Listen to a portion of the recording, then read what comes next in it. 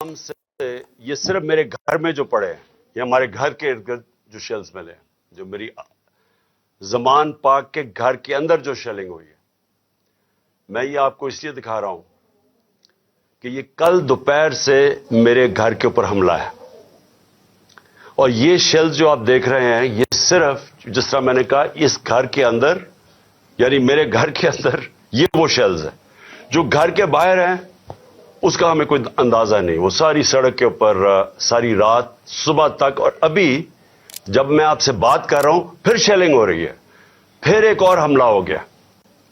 تو میں اپنی قوم کے سامنے ایک سوال رکھنا چاہتا ہوں کہ یہ کون سا میں نے اتنا بڑا جرم کیا تھا کہ میرے گھر کے اوپر حملہ، کبھی کسی پولیٹیکل لیڈر کے گھر کے اوپر اس طرح شیلنگ نہیں ہوئی.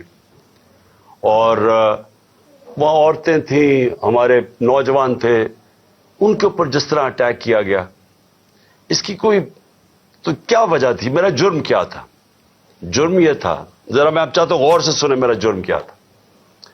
ایک کیس لگا ہوتا ہے توشہ خانہ کا، جو توشہ خانہ کا کیس میرے اوپر ایک الزام لگایا گیا، اور شکر ہے اللہ کا کہ وہ الحق ہے، وہ توشہ خانہ کا سب کے سامنے اب ریکارڈ آ گیا. میں چیلنج کرتا ہوں کہ جب یہ کیس سنا جائے گا، اگر کسی نے ساری چیزیں جائز طریقے سے، یعنی جائز طریقے سے، توشہ خانہ کا مطلب ہوتا ہے کہ جو آپ پریزنٹ آپ کو جب گفٹس ملتی ہیں تو ان میں سے جو آپ رکھنا چاہتے ہیں ایک قیمت ادا کر کے لے لیتے ہیں، وہ آپ کی پراپرٹی بن جاتی ہے. یہ توشہ خانہ ہے، اور یہ 70 سال سے یہی ہے. اور یہ جو کہتے ہیں کہ وہ اچھا جی وہ آپ کو کوئی بڑا تحفہ ملا تھا، اسٹیٹ گفٹ، جو آپ چیز خریدتے نہیں ہیں توشہ خانہ کی، وہ آکشن ہو جاتی ہیں، وہ کوئی عجائب گھر میں نہیں رکھی جاتی. تو میرے اوپر پورا انہوں نے میڈیا ٹرائل چلوایا، اسی کے اوپر کیس کر دیے، اور اب اللہ کا کرم ہے کہ ان ساری چیزیں ان کی سامنے آ گئی ہیں. اور ابھی آپ کو پتا چلے گا جب وہ دیکھیں گے کہ انہوں نے چوری کی ہے توشہ خانہ سے، اور انشاءاللہ وہ سامنے آ جائے گا. اب توشہ خانہ کا کیس لگا F8 کی کچہری میں. F8 کی کچہری میں 2 دفعہ بم دھماکے ہو چکے ہیں. وہ اس کو آپ کی جو سیکیورٹی ہے وہ پروٹیکٹ ہی نہیں کر سکتی. وہ جگہ ایسی ہے کہ وہاں وکیل بھی شہید ہوئے، وہاں ججز بھی شہید ہوئے، ادھر ہی جب 2 دفعہ دہشت گردی ہوئی. تو جب وہاں اس کو پروٹیکٹ کر ہی نہیں سکتے، اور خود انٹیریئر منسٹر کہہ رہا ہے کہ میری جان خطرے میں ہے، انٹیریئر منسٹری کہہ رہی ہے کہ میری جان کو خطرہ ہے. ایک میرے اوپر حملہ ہو چکا ہے. مجھے پتا ہے کہ جو لوگ آج بیٹھے ہوئے ہیں یہ اقتدار میں، جو شہباز شریف اور رانا ثناء اللہ، یہی انہوں نے ہی پہلا میرے اوپر کیا تھا، اور ایک اور ایجنسیز کے آدمی نے. اب وہی پاور میں بیٹھے ہیں، خطرہ ان سے ہے.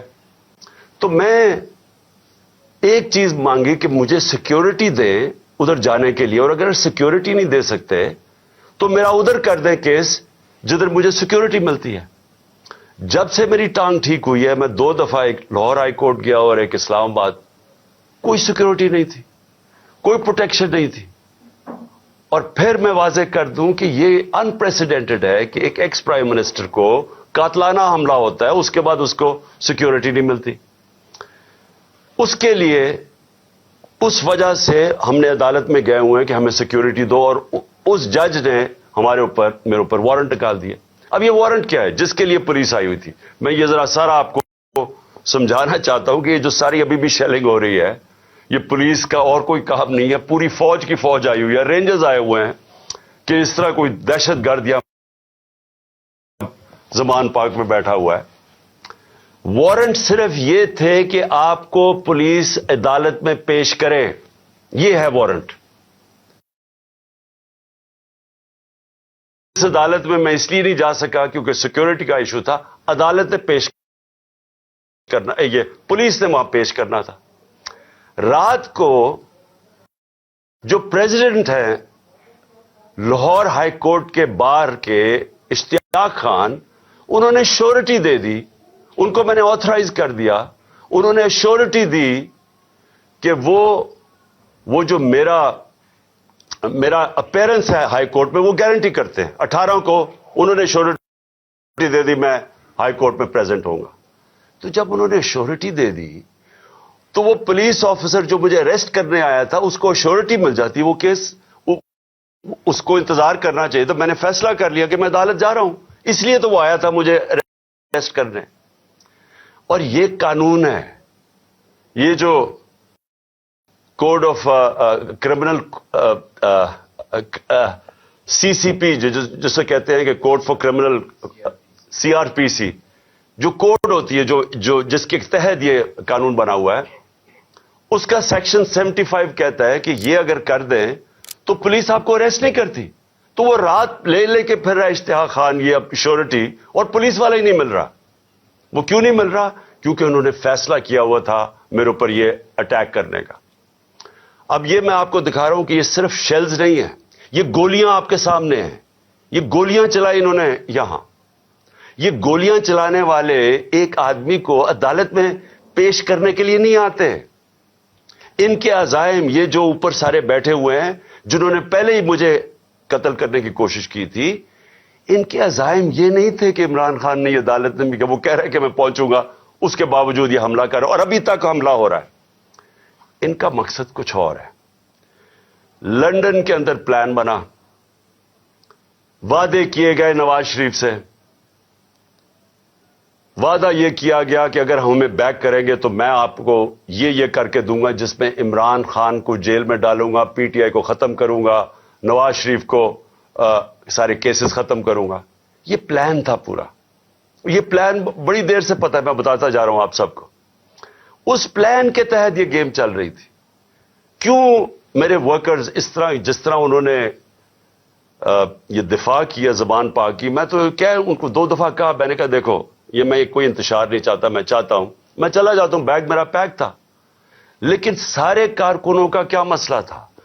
ان کو پتا تھا کہ جب سے ہماری حکومت گئی ہے، ہمارے لوگوں کو تشدد کیا گیا جیل میں. کسٹوڈیل ٹارچر کہتے ہیں اس کو. جیل کے اندر تشدد کیا گیا. اعظم سواتی، شہباز گل، ہمیں پتا ہے ارشد شریف سے کیا ہوا، ہمیں پتا ہے سوشل میڈیا کے لڑکوں سے کیا ہوا، اور ہمیں پتا ہے کہ وہ درویش، وہ جو اسپیشل انسان تھا جس کے پاس پیار کے علاوہ کچھ تھا ہی نہیں، ذل شاہ سے کس طرح انہوں نے اٹھایا اور اسے تشدد کر کے قتل کر کے سڑک پہ پھینک گئے. تو وہ سارے فکر کر رہے تھے کہ دیکھیں اگر انہوں نے یہ آپ سے لے گئے ایک دفعہ آپ کو، تو یہ آپ سے بھی یہ کریں گے. اس لیے انہوں نے رات سے وہ مقابلہ کر رہے ہیں ان کا، صرف اس وجہ سے.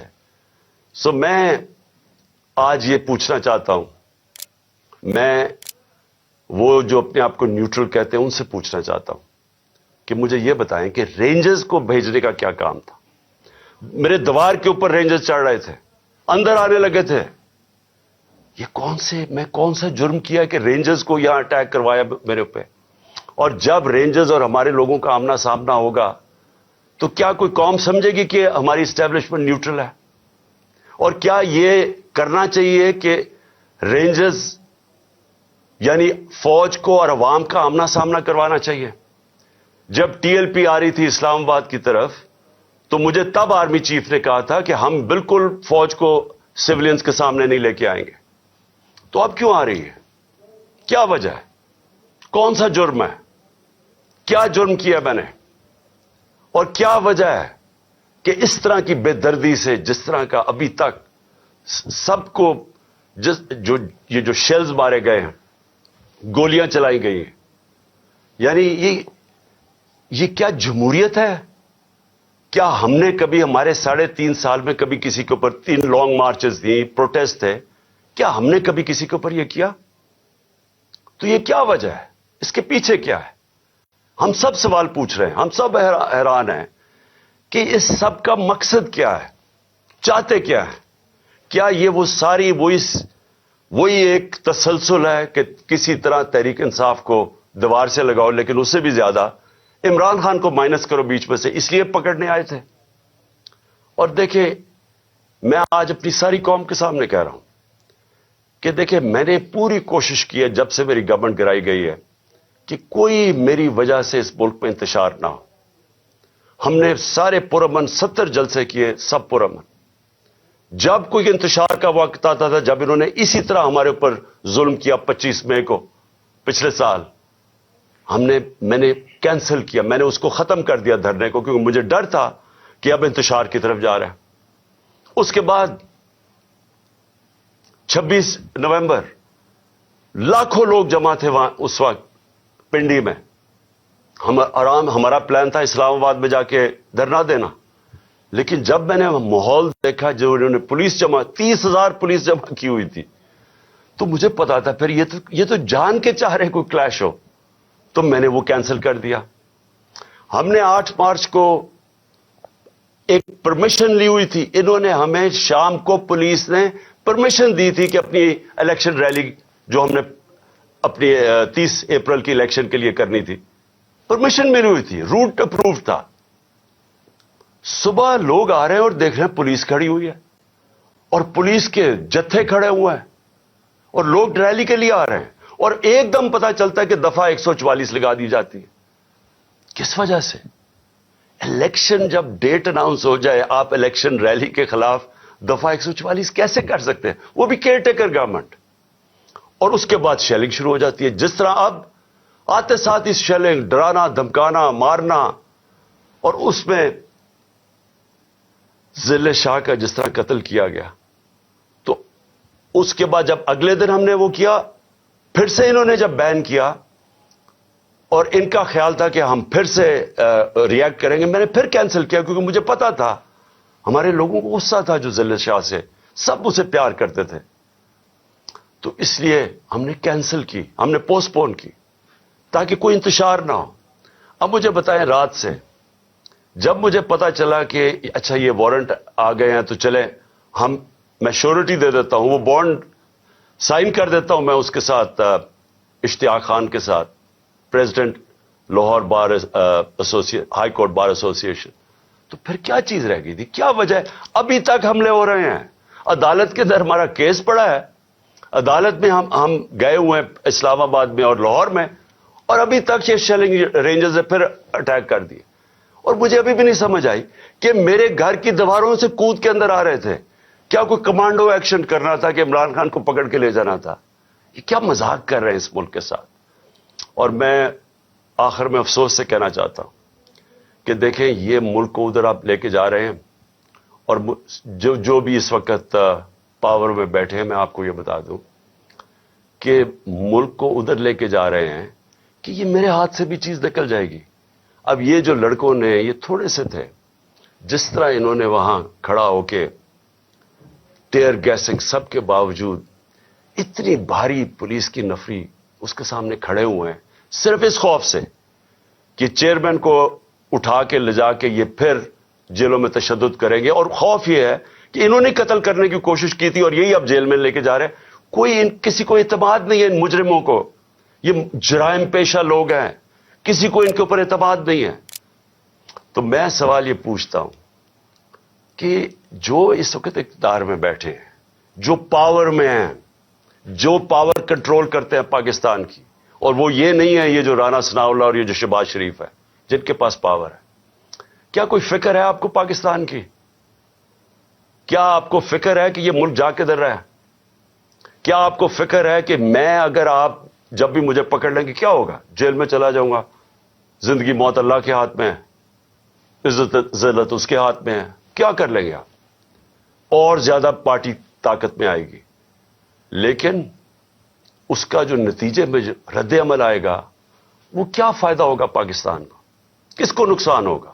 جس ملک کی معیشت ابھی بیٹھ چکی ہے, بھی بیکاروں کی طرح پیسے مانگتے پھر رہے ہیں, ملک سکڑتا جا رہا ہے, مہنگائی آسمانوں پہ ہے, مہنگائی ایسی مہنگائی پاکستان کی تاریخ میں نہیں آئی, تنخواہ دار طبقہ پس گیا ہے, بیچاروں کے پاس اس وقت حالات یہ ہیں کہ ان کا 2 ہفتے کے اندر ان کے پاس تنخواہیں ختم ہو جاتی ہیں. اس ماحول کے اندر انتشار پھیلانا, کیا یہ کوئی پاکستانی سوچ رکھے؟ یہ تو کوئی دشمن ایسے کرے ملک کے ساتھ تو یہ ہمارے ہاتھ سے گیم نکل جائے گی. یہ جو حرکتیں ہو رہی ہیں یہ میری, اب یہ جو باہر لڑکے ہیں یہ میری نہیں سن رہے, جب ان کے اوپر یہ انتشار ہو رہا ہے اور یہ جو شیلنگ ہو رہی ہے وہ میری نہیں اب بات سنتے, وہ اب میرا کوئی کنٹرول ان کے اوپر نہیں ہے. اور جس طرح کی اب بمباری اور یہ سب کے ہاتھ سے نکل جائے گا. اس لیے میں کہنا چاہتا ہوں اپنی عدلیہ سے سب سے پہلے کہ دیکھیں امید صرف اب ہمیں آپ پہ رہ گئی ہے. یہ جرائم پیشہ لوگ جو گورنمنٹ میں بیٹھے ہیں یہ تو کوشش کر رہے ہیں کہ 80 کیسز کر دیے ہیں, یہ تو کیسز بڑھتے جائیں گے. یہ تو کوئی کبھی ایک عدالت کبھی دوسری عدالت, ان کی تو کوشش ہے کہ میں الیکشن نہ لڑوں یا میں کسی جیل میں چلا جاؤں اور یا سارا وقت الجھا رہا ہوں کیسز میں کہ کبھی ایک وارنٹ نکل رہا ہے. تو ہمیں تو صرف امید عدلیہ سے ہے, اور دوسری ہم امید لگا رہے ہیں اپنی جو اسٹیبلشمنٹ ہے اس ملک کی کہ کیا آپ کا انٹرسٹ پاکستان میں ہے یا نہیں ہے. تو یہ جو تماشا ہو رہا ہے اس کو بند کریں, ملک کا سوچیں. یہ جو بھی پلان ہے لنڈن کا اس کے اوپر نہ کام کریں. یہ ملک تباہی کی طرف جا رہا ہے, اور میری اپیل ہے آپ سب سے کہ اب اس ملک کا سوچیں. اب جن کا جینا مرنا اس ملک میں ہے, ہمارے تو کوئی باہر نہیں جانا, میں تو کوئی لنڈن نہیں جانا جس طرح یہ سارا ٹبر اٹھ کے چلا جاتا ہے یا دوسرا اٹھ کے وہ باہر چلا جاتا ہے. ان کی تو باہر پراپرٹیز اربوں ڈالر ہیں, ہمارا تو جینا مرنا یہاں ہے. تو میرا اکیلے کو فکر نہیں کرنا چاہیے, ہر اس پاکستانی کو اس ملک کا سوچنا چاہیے جو اٹھ کے لنڈن نہیں چلا جائے گا, جس کے باہر ڈالرز نہیں پڑے ہوئے. ان سب کو سوچنا چاہیے کہ ملک جا کس طرف رہا ہے. اور اپنی عوام کو آخر میں آپ کو کہنا چاہتا ہوں, میں پھر سے آپ کو کہنا چاہتا ہوں, میں پکڑا جاؤں, جیل میں بھی چلا جاؤں, جو بھی مجھے ہو جائے, آپ نے یہ جو حقیقی آزادی کی ہماری تحریک ہے, آپ نے سب نے اس میں شرکت کرنی ہے, کیونکہ غلام قوم کا کوئی مستقبل نہیں ہوتا. یہ جو ایک چھوٹا سا طبقہ اوپر حاوی ہوا ہے, قانون کے وہ اوپر بیٹھا ہے, ہر قسم کا ظلم کرتا ہے لوگوں پہ, خوف کے اوپر ملک چلاتا ہے, سارے ملک کے وسائل کے اوپر قبضہ کر کے بیٹھا ہوا ہے, یہاں سے پیسہ چوری کرتا ہے, ہنڈی والے سے باہر بھجوا دیتا ہے. ملک کا ساری چوری کا پیسہ آج ان کے بڑے بڑے بینک اکاؤنٹس اور لنڈن اور باہر مغربی کیپٹلز میں ان کا پیسہ پڑا ہے. صرف دبئی کے اندر 20,000 پاکستانیوں نے, یہ ابھی بلومبرگ کی رپورٹ ہے, 20,000 پاکستانیوں کا دبئی میں $10.4 ارب پڑا ہوا ہے. تو ملک کیسے آگے جا سکتا ہے اگر یہ ان لوگوں کے ہاتھ میں ملک رہے گا. اس لیے میں قوم کو آج کہہ رہا ہوں کہ آپ نے پوری طرح اس حقیقی آزادی کی جہاد میں شرکت کرنی ہے. پاکستان زندہ باد.